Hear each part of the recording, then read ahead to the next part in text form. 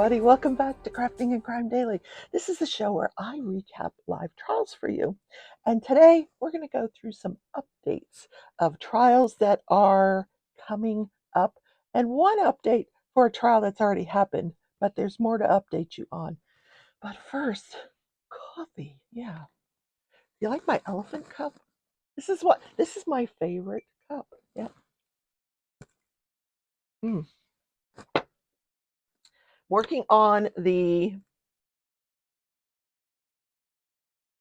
diamond painting for the Great Escape event. It's called Fairy Town, and it's buried under a bunch of stuff, or I would show it to you. Maybe I can show you the part that I'm working on. Hold on. Let's see. Yes, this is actually the top of the painting. The sun coming through here. Oh, that looks really good. Let me turn the light pad off. Wow. I didn't realize how good that looked. Look at that. Ooh. This is like the top of one of the houses. These are my release papers here. But that's looking pretty darn good. Ah, okay.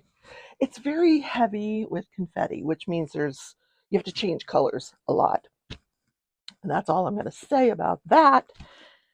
All right, I'm going to start out, and I will timestamp each one of these updates for you. So let's just finish up last week's. I wanted to make sure I had heard everything in the trial of Henry DInkins. Henry is on trial for the murder and kidnapping of 10-year-old Breasia Terrell. So I listened to the medical examiner, and she was saying that it's impossible to tell if any of her organs were injured, but she did opine that there were 2 gunshot wounds, one that went through the lower mandible, the jaw, and the other one went through, I think, her right shoulder. Anyway, causing severe spinal damage, and probably organ damage as well. But the organs had all deteriorated because she was out, dumped her, they dumped her body and left her for dead, and she wasn't found for 9 months. So she also said that DNA of the defendant was not found because DNA will degrade over time. It will also degrade if you pour bleach on something. Bleach will get rid of DNA. Who knew?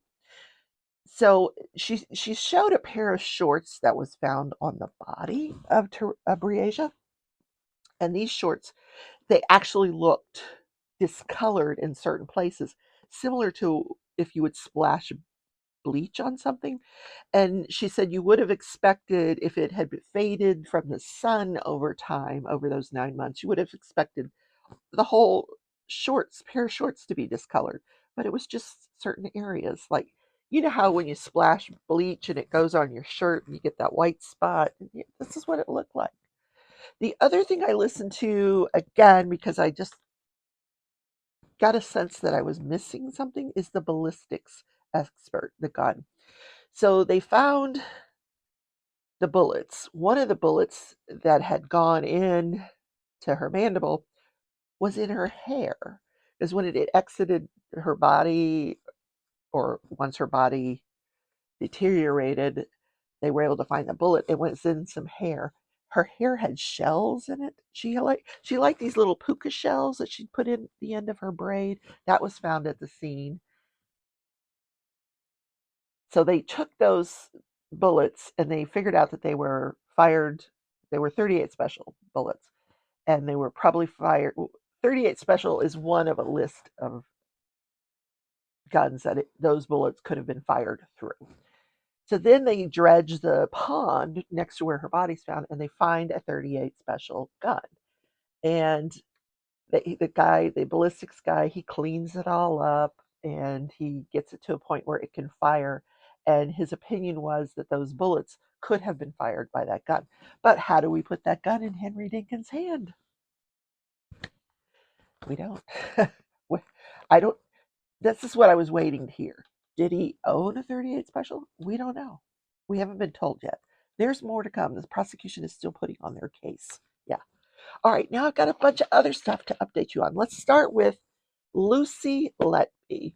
And I have a whole playlist. I'm going to put up the playlist for each one of these cases that I talk about. So, Lucy Letby, here it is. Lucy was convicted. She's over in the UK. She was convicted of the murder of 7 babies and the attempted murder of 6 others. Now, she had been charged with much more, but this is what she was found guilty on. So she was ultimately sentenced to 14 whole life sentences. So which that's what they use in the UK. They if you're sentenced to life, that means you can get out on parole. If you're sentenced to whole life, means you never get out. So she has 14 whole life sentences. But here's the thing: now that she's been found guilty, they are going back. The investigators are going to go back and look at every patient she ever took care of. Because this case, the Lucy Letby murders, started in 2015. So they're going to go back before 2015 and see if there was anything fishy going on with any of the babies she cared for. Or did she just all of a sudden become a serial killer? I don't know. So she's not out of the woods yet. Yeah. And heads are rolling at that hospital because the big question is, how did you let this go on for so long? The doctors kept telling you they suspected her and you didn't take her off the unit and babies kept dying. So the hospital has some things to answer for here. So more to come.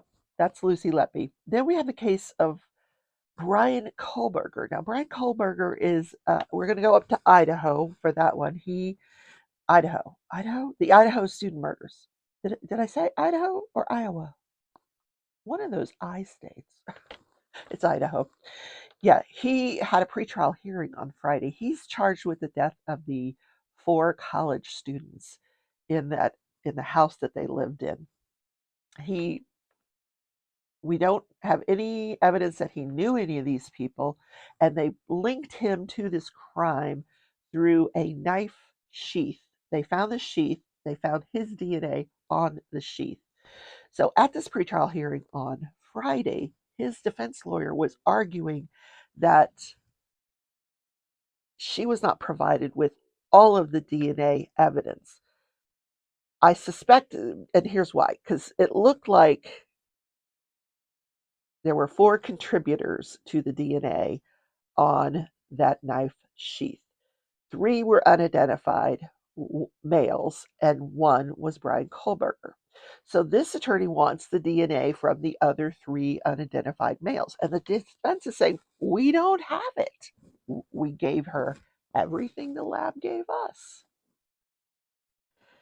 So I don't know how that's got ruled on, but interesting argument.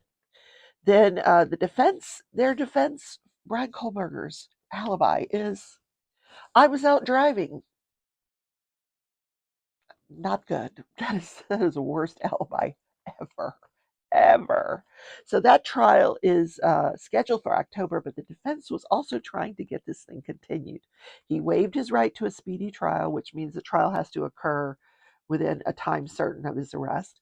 But then they asked for a continuance, and the judge says, no, this is going to trial in October. See you then. Bye. Okay. Now, and I will put the Kohlberger. I don't know if I've done a lot on him. If I have a playlist for Kohlberger, I'll put it here. Then we get Alexee Trevizo. Yes, there's an update on her too. So Alexee Trevizo, they had a status conference, I think is what you're calling it. It was by Zoom. Her attorney appeared by Zoom. This guy is older than dirt. But he seems to be really crackerjack. So, more to come with that. She was sitting behind him. He was up near his computer, obviously, and she was like at a conference table behind him, and you could see her. She's just sitting there. She's dressed nicely and not overly emotional. I've never seen her overly emotional yet. So one of his arguments was the release of the hospital video. All the video, the body cam footage that was taken at the hospital violates her right to privacy, her HIPAA Now, HIPAA is not something a person can sue over. Like, I can't say, you violated my HIPAA rights, I'm going to sue you. It's not that kind of cause of action. It's, you can report it, and then the agency or whoever, like the hospital in this case, that violated her privacy rights has to answer to the Medicare, Medicaid people, why did you do that? And they could get fined, but you don't have a personal cause of action. But his argument is he wants that all of that video footage sealed. He doesn't want it out. Anybody else to be able to get it. Well, I got news for you. I put it up on my channel. It's up on free true crime channel on YouTube, which is in the hundreds probably. And yeah, the cat's out of the bag on that one. Sorry. The other thing he said was she was not read her Miranda rights. So the judge asked both sides to brief on these things and that she would review their briefs. But the prosecution made a very good point that you're not violating someone's privacy rights if you have another person in the room. And her mom was in the room when that body cam footage was shown, and there was a conversation with the doctor. This is true. Anything I say to a lawyer is privileged unless I bring a third party into that room with me. If I was to bring my sister into that room with me and the lawyer, that conversation is no longer privileged. It's the same thing with a doctor. If the doctor wants to have a privileged conversation with you, he's going to have to ask everyone else to step out of your hospital room. Otherwise, that conversation is fair game. Just saying. So interesting. And she was also asking for permission to travel to Las Cruces to go to college.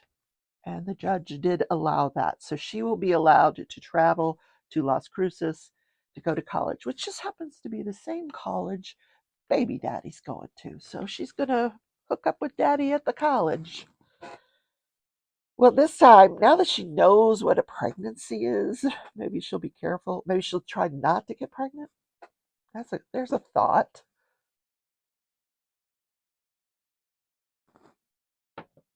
Okay. And then the final case I wanted to update you on is Corey Richens. Corey is the woman who is been charged with the murder of her husband, Eric Richens. He died one night. They had gone out for a little celebration. They came home. They had a drink. She made him a Moscow Mule. Now, I know you remember this because you guys were telling me what a Moscow Mule is. And the next morning, he's dead. So they've got a lot of evidence against Corey Richens. I'm just saying. Judge set a scheduling conference for September 1st. So this Friday there will be a scheduling conference, and at that point we'll know when this trial is going to be set. She is accused of giving him 5 times the lethal dose of fentanyl. So they know who her source was. This was in March of 2022, and the husband left a lot of evidence too because he told his relatives, "I think she's trying to kill me. If something happens to me, you need to have her investigated." He got notified in January of 2022. This happened in March, but in January 2022, he gets notified by the insurance company that his wife changed his beneficiary. And he's like, "Whoa, no, she did not. I want to change it to my sister." So he changes the life insurance policy beneficiary to his sister. And he keeps telling people, "I think she's trying to kill me. I think she's poisoning me." Well, he was right. So that's the updates, guys. I know we still have 15 minutes left in this show. What am I going to talk about? My car. Let's talk about my car. Oh my gosh. Well, good news. I just saved a bunch of money on car insurance. No. Uh, they have totaled my vehicle. I don't know if you guys all know, but I was rear ended last week. Thus, all the soreness has set in. So someone came from behind me, rear-ended me, and then threw me into another vehicle. So both ends of my car were like an accordion. I have to go get my stuff out of the car. I have a light pad in that car and shoes from the last crafting retreat I went to. I want to go get them. So I got a call this morning that yes, it's a total loss, and they're paying me quite a bit more money than I had expected over what I owed on this vehicle. So I can go pick out a new car. No, I'm not getting a brand new car. No, no, no, no. Have you seen the price of cars? Oh, good Lord. No, I'm getting a used car, but I want a Nissan. I like Nissan. What kind of car should I get? I want it to be used, pre-owned. Pre-owned sounds so much better than used. I want a pre-owned vehicle um, that doesn't have a lot of mileage on it. So, and I want to stay under 20,000. Yeah. So, what is your suggestion? I'm open for suggestions. And I thought about, there was some discussion on the live that I did the other day about whether I should just go without a vehicle and just Uber where I have to go. But I go so many places. And sometimes it's just the freedom to get away from the house, you know. My sister does it. Sometimes she'll just get in the car and she'll go sit in the park and watch the ponies. They have ponies in the park. Um, Sometimes I just like to take off and take a drive over to the craft store, which is how I got into that accident at coming home from the craft store. Yeah. The good news is I got a great deal on floss. Yes, all you floss tubers out there. I went and raided the cross stitch going out of business sale. I really regret that that small business is gone because I enjoyed going to that store. I really did. All right, I'm rambling at this point, guys. Tomorrow I'll have a lot more for you. Henry Dinkins is continuing, so I'll update you on what occurs today in that trial. Have a wonderful Monday, and don't forget to hit that like button. Make a donation to the channel through the super thanks button. That's always appreciated. And I'll see you in the next video. Bye.